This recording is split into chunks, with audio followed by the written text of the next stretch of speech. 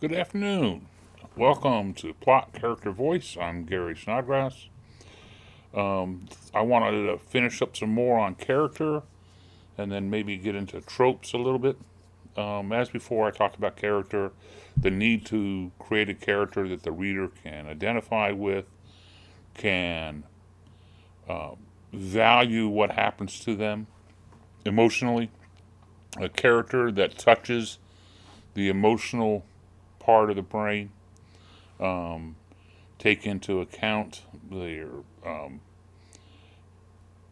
situation, their backstory, their personality, whether they're funny or not, whether their attractiveness, um, whether they meet the expectations of the person, the Superman versus the normal person. All those things have to be taken into account in relationship to the plot. You put a Superman in a quest story is different than putting a normal man or woman in a quest story.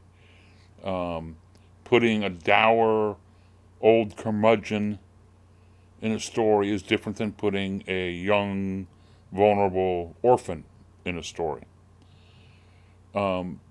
This the plot's going to have a different impact on the character. The character's going to make different decisions. So you want to make sure you've got the right character for the right plot. Some of the other things to think about are the setting, which is a character of its own. Um, the, the setting meaning the physical environment, the situation, the place, time is a character. Um, really good ones are Hogwarts in Harry Potter is a setting that is emotionally connecting to the reader. How many readers do you know wish they could go to Hogwarts? Another one that really good at is Louis L'Amour with his westerns. The landscape becomes a character. It impacts the plot. It impacts the other characters in the story. It creates a feeling inside the reader, either a dread or a longing, to illustrate the differences of the impact of a setting. Imagine downtown Manhattan on a Monday morning or a lake in a mountain. Two different vibes, two different emotional feelings inside of us, and are going to impact the characters differently. Okay, the meadow by the lake in the mountain would normally calm a character, would make them reflective and introspective, whereas Manhattan at rush hour, it could make them nervous, anxious, um, outwardly focused. You've got to take all that into account. So setting is a character. You think of it that way, okay? And it's got to have the same things: the attractiveness, the emotional connection. Is it extreme or is it very common? Is it known? Like my living room, we all have a living room. Or is it a spaceship where none of us have ever been there? So you've got to treat the setting as a character, in my opinion. Okay, and like I said, it's going to impact the other characters. Um, Another tip for characters that I wanted to get across was how do you illustrate what type of person they are? And I'm sure you've heard you want to show, not tell. Um, because showing pulls the reader in. Telling is creates a barrier to entry. So some of the ways you show that through their inner thoughts, of course, um, and the aspects, the external aspects of their life, their relationships with other people, tells you a lot about them. The contents of their life, intimate life, what's inside their purse, what's inside their wallet, what books are on their shelves, what food do they eat, what do they see when they look at the world, what is their physical environment? Are they in that physical environment by choice or by circumstance? Those aspects shape our opinion of the character. Think of it like meeting somebody for the first time. You come over to their house. What registers with you? Cleanliness of the house, the structure, form of the living environment, the quality of their possessions, the art they have on the wall, if any. All of those go to form an opinion. One of the things that we often forget is smell. Okay? Think about it. There's this old saying, you can fall in love with a murderer, you can't fall in love with somebody with bad breath. Okay? We're talking at the gut level.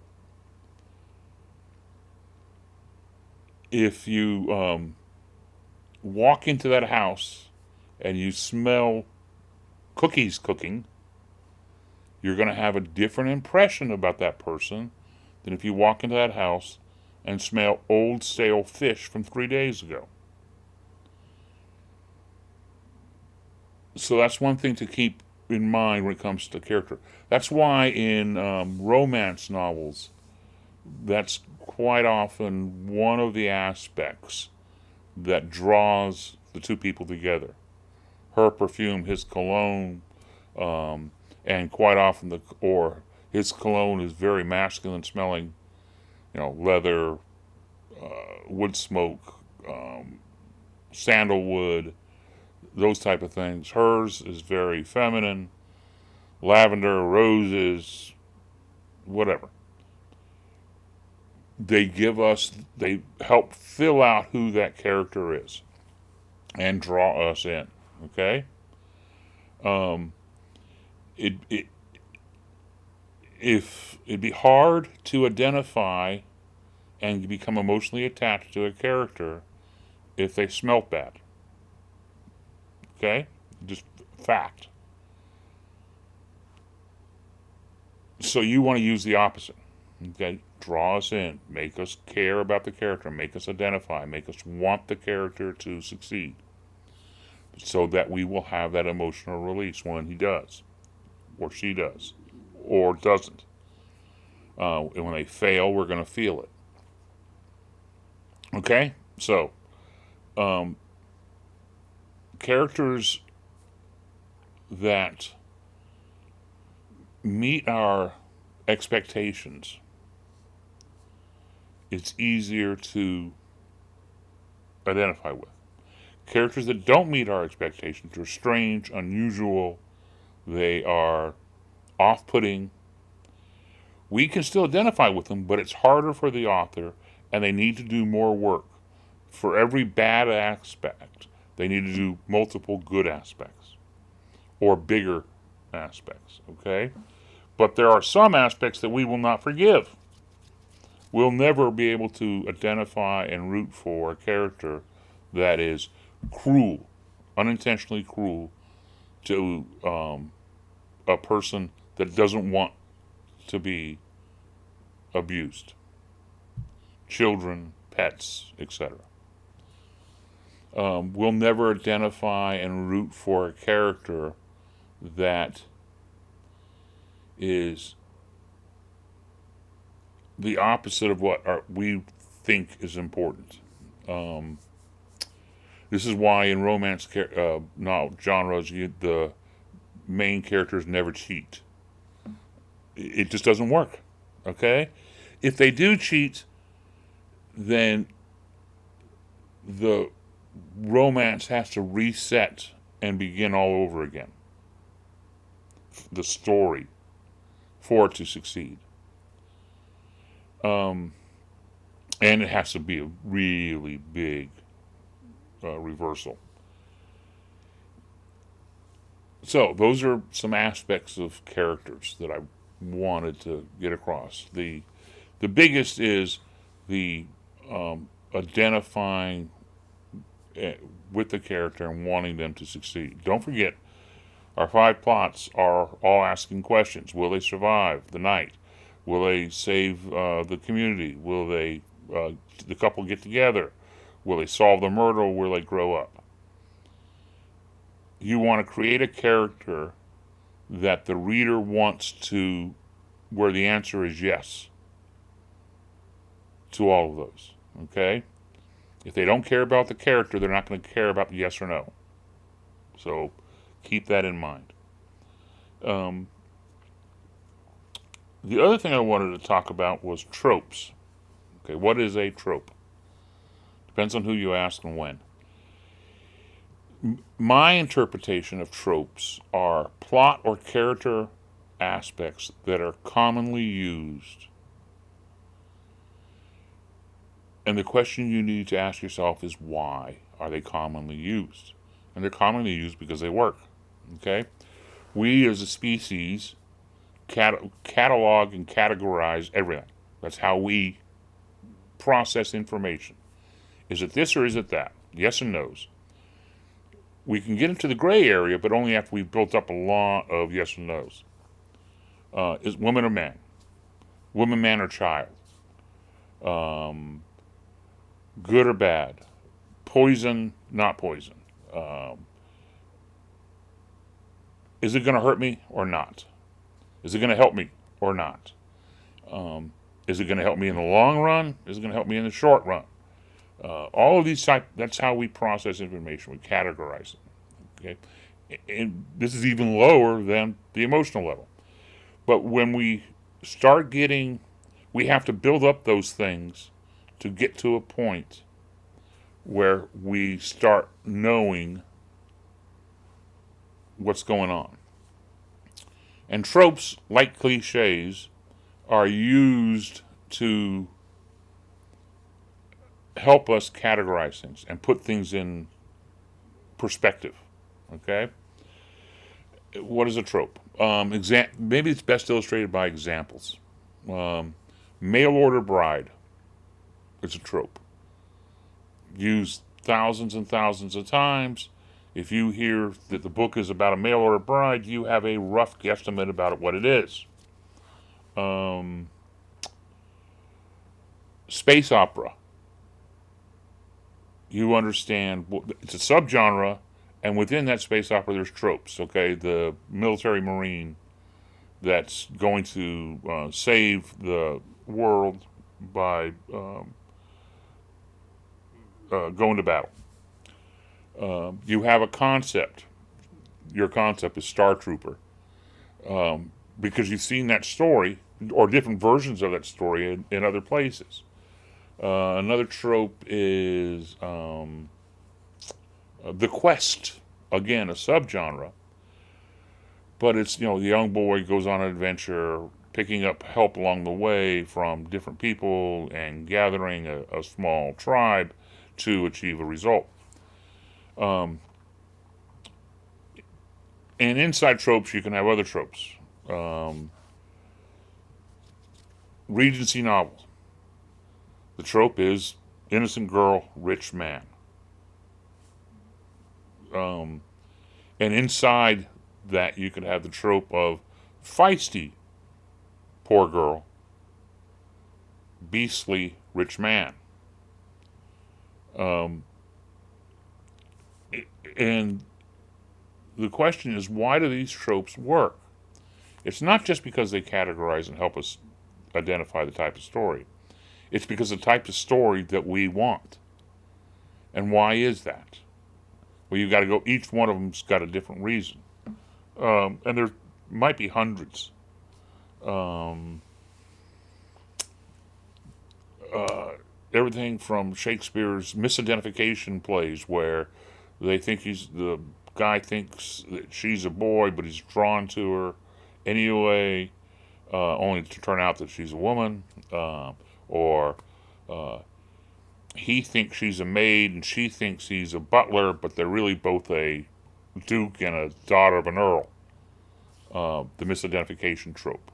Um, you have the time traveler situations. There's what, four time traveler situations: man from the past coming to the present, a man from the present, man or woman from the present going to the future, a person from the future coming to the present, or a man from the present going to the past. There's only four different tropes in there for a time traveler. What do they all have in common? They all have somebody in relationship to the present, us right now, and that's how we can identify with them. And they're all fish out of water stories, which is a trope within a trope.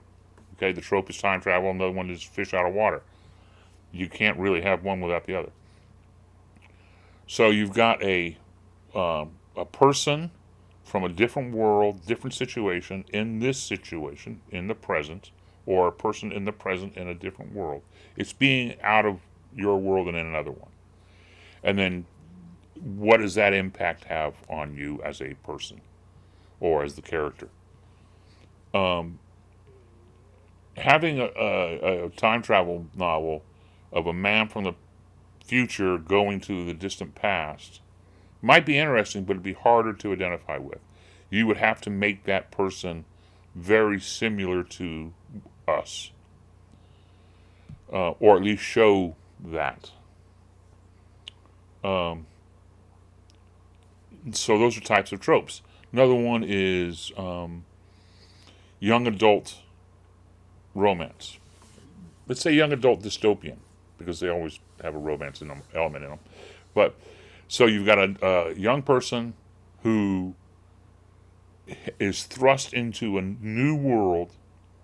The world's just ended. Let's say it's post-apocalyptic instead of dystopian. The world's just ended. This young person's thrust into that new situation. Okay, um, and again, there are some tropes in there. Technology dies, so everybody dies, or everybody dies, so technology dies. Examples: 2 seconds after the EMP story goes off, kills all electronics, society goes downhill, everybody dies. Or The Stand, Stephen King's famous book, The Stand.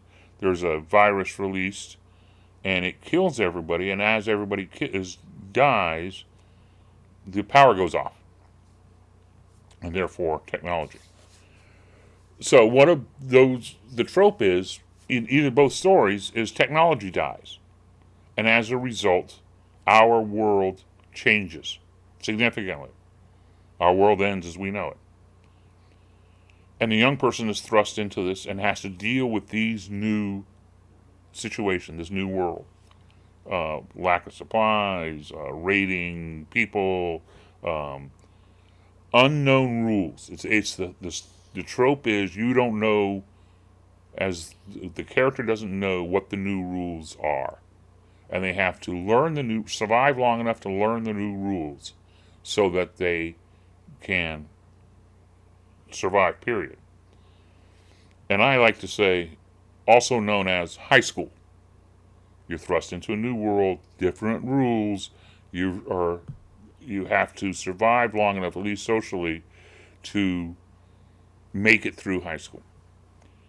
And that's one of the reasons why I think that trope works. Okay, and what's funny is the other type of young adult novel that's popular is young adult romance. And the scenario on that one is usually young female of low social status is picked by the male of high social status. In other words, the school quarterback picks the young female from the other side of the tracks. That is the same story as the same trope that is in Regency novels, okay? And they both got parties. They both got the importance of fashion. They both got the interplay of the outsider being admitted into the established world. They both have the unwritten rules that are not known and are very restrictive as to who can and cannot be socially acceptable. And so Regency novels and high school romances are the same. Have a lot of the same tropes. End of the world books and work better when it's a young character because of the high school experience. Those are examples of tropes, and why they work. Okay, they're coming of age stories combined with romance, combined with thriller, combined with whatever. But it's the roadmap through a new world. Watching somebody adjust and overcome in this new world, in this threatening world, is very appealing. It's one of it gets those emotions in the back. Okay, we root for the character to succeed because if we were in that situation, we would want to succeed. It's the sense of injustice that the characters put in that situation and overcoming that injustice that we find appealing. It's the sense that it is possible to thrive. Okay? Surviving is not just enough, it's just the first step. After that, you want them to thrive. Like I said earlier, another trope is mail order bride. What is special about mail order bride? Again, we have usually an innocent going somewhere to become married to somebody they don't know. You introduce the whole sexual aspect of things, of a female sacrificing herself for something else, marriage and children, and the tension between that is critical. But you also have a woman who is leaving one world and going to an unknown world. Cutting ties with her old world so she cannot go back. So therefore the tension is raised even more. Like I said, the unknown of the marriage bed. The concept of falling in love with somebody you're already married to. Raising that relationship to a higher level. Those are all wrapped up. Those are all tropes inside of the trope of the mail order bride. We have the Beauty and the Beast trope, which is a really basic one. But it comes down to the female taming the beast. The woman finding a man who is strong, protective, and a bit of a monster, except because of her, he's not. When he's around her, he's good, but he could kill the werewolf if necessary. And this is also why paranormal stories work so well. The whole werewolf changing and the vampires, they are the beasts that are tamed by the female. And it's the taming of the female by the female that is a critical part of that trope. It's if he loved me, he will treat me nice. But he's still monster enough to defeat the enemies at the gate. Very, very strong emotional pulls in that trope. And then you can also start combining these, okay? Mail order bride gets there and the man is a beast, but she tames him. Um, mail order bride who goes back in time. No, mail order. Okay, mail order bride who goes forward in time. Fish out of water. Mail order bride in the sense of she's getting marrying somebody she doesn't know, and then he's a beast, but she tames him. Okay, you see how you can start combining these tropes, and these tropes can go across genres that classifies as science fiction. You throw a thriller in there or a horror and or a mystery, and you can really start combining things, and that's why no story is truly unoriginal.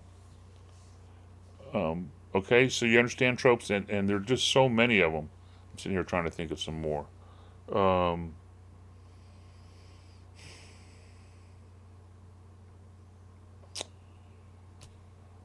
the amateur detective who is suspected of committing the crime. Okay, raises the tension. First off, you already got the tension of having to solve the crime, but now you got to solve it to prove your own innocence.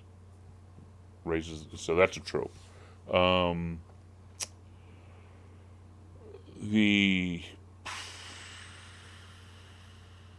like I said earlier, the misidentification. Man watches ashore on a beach with amnesia. You have the mystery of trying to solve the amnesia. Falls in love with the young woman. She falls in love with him. Turns out he's belongs to their arch enemy, the family's arch enemy. Okay, it's a trope. It's filled with tropes. Okay, it's the unknown, strange world, fish out of water, um, with the family uh, dynamics making the conflict. So the fish out of water is a common trope that can be used a lot of different ways. Like I said, mail or bride. She's coming to a new town, doesn't know anybody, blah blah blah, which creates tension inside of us. Imagining being in that situation. So fish out of water is a really common one. The beast. Um, give you an aspect, okay? 50 Shades of Grey is you would think on it, a Cinderella story. Poor girl saved by rich man. But you put the S&M in there and you create the beast. You see how you raise the tension and raise the emotional stakes in there? Um,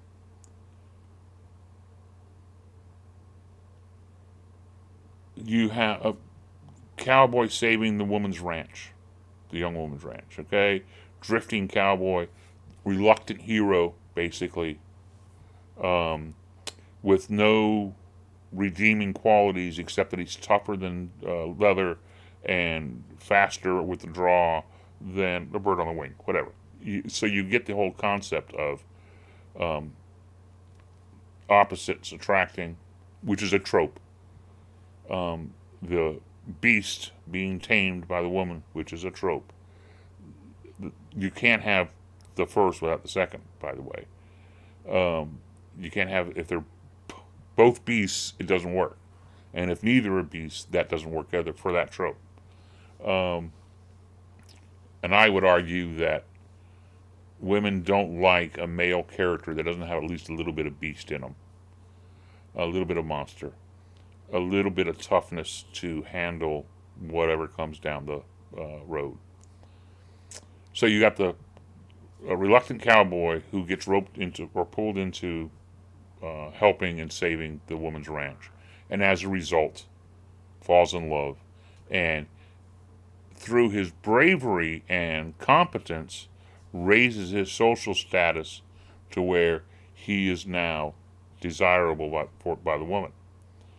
She would not have been attracted to him if his only asset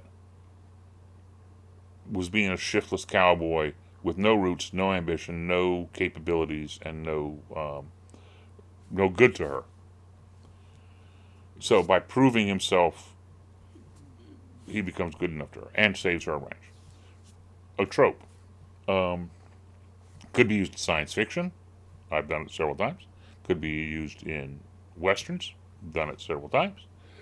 Uh, doesn't work in Regency so much because in Regency, the trope is the poor girl, the rich man. It's his ability to save her through his social status that he already has that is the trope in that story. Okay? So you could have let's say, a butler who falls in love with the Earl's daughter. And you could make it work, but it's a trope that doesn't appeal to the readers before they start reading it. Okay? They're not reading it for that trope. They're reading it for the high social status that brings the woman up. So if you're going to break that trope, you've got to either market it differently, convince people to read it long enough to find it attractive, and then in the story, you're going to have to change things enough to where that man's status is higher than hers, for that emotional release in the back of their brains. Difficult, okay? There's a reason why there's a million and one dukes in Regency England, is because they want to give them high enough status, but not so high as to be unbelievable by making him a king or a prince. But by high enough status, the duke, okay, that he becomes more attractive. Okay, it's a proven fact that the word duke in a Regency title sells more than the word earl or viscount or marquis or baron or lord. Duke sells more. Okay, I can't change facts. That's just the way it is. So those are the types of tropes. And oh God, there's got to be 1,000 more. There's paranormal, all those tropes. That's the beast story. That's the forbidden story, the forbidden love. Quite often, fish out of water. You know, the young girl doesn't know about his world. There is the plot, the coming of age story, but the tropes inside of that are the mentor, the crossing the threshold. Those are all type tropes inside those plots. And as I said, the reader has expectations inside those tropes or subgenres. If you made a mail order bride story to where bride's going across country and she's going to marry Mr. X on the other end, and she's rich and famous, it doesn't work. First off, rich and famous, why is she being a mail order bride? And she has enough money that she doesn't have to get married, but she's marrying somebody she doesn't know. It just doesn't work. So your characters need to match up to your story. You see what I'm getting at? At the basic level. When you use a trope, you have to realize why that trope works. What is it about that trope that is attractive to a certain type of readers? And it's only by knowing why that trope works that you can use it and manipulate it the way you want to. If you don't understand why that trope works, why does mail order bride work? Well, it's the young woman, innocent, vulnerable woman going into the unknown, facing marrying a man she doesn't know, and all the risks associated with that, which is basically what marriage is in general, only expanded into the worst case scenario. Okay? Because up until just recently, young brides didn't know everything about their husband. They could be going into a really bad situation. So you have to know that if you're going to use that trope. Why is it that the young hero must raise his social status. Well, you got to understand that women marry across and up. They don't marry across and down, not by choice. Um, so by having all of the, by understanding those tropes is when you know that you, if you're going to break them, you're doing it on purpose. Okay, and if you're going to break this trope here, uh, mail order groom. I mean, it sounds sort of silly, doesn't it? You're breaking the trope. Rich woman is having an unknown man come out and marry her. It just doesn't work. Okay, you could do it, but it's not going to meet the needs of the normal readers who are looking for the regular trope. It might meet the needs of other readers who are looking for tropes to be broken, who are looking for something different, whatever. But you need to know that inside before you start doing it. Okay? That's basically what I wanted to get across on tropes. I might do some more if I can think of some more as I go along. Um, but we need to know that these tropes work because they meet our emotional needs. If they didn't meet our emotional needs, if they, as a reader, we have a emotional desire. We want to feel fear, wonder, love, overcoming, all of these type of things. If these tropes didn't meet that, they wouldn't be tropes. They wouldn't be used all the time. They wouldn't be so common. Um, it's the fact that they meet them. It's evolution. They survived, so therefore they were successful. So therefore there's a reason they're successful, which is they are doing what we want them to do. So keep that in mind when it comes to tropes, to breaking tropes. Okay? I am not saying you can't break tropes. I like doing that. But I like doing it in small parts, and if I do, then I have to compensate somewhere else. Okay? That's the key if you're going to break a trope. And or realize that you're going for a different audience. And therefore, if you're going for a different audience, you might want to use another set of tropes over here, or expectations or cliches. And it's okay to use cliches when you are doing it on purpose to illustrate the issue. So keep that in mind when it comes to tropes. Okay? You understand?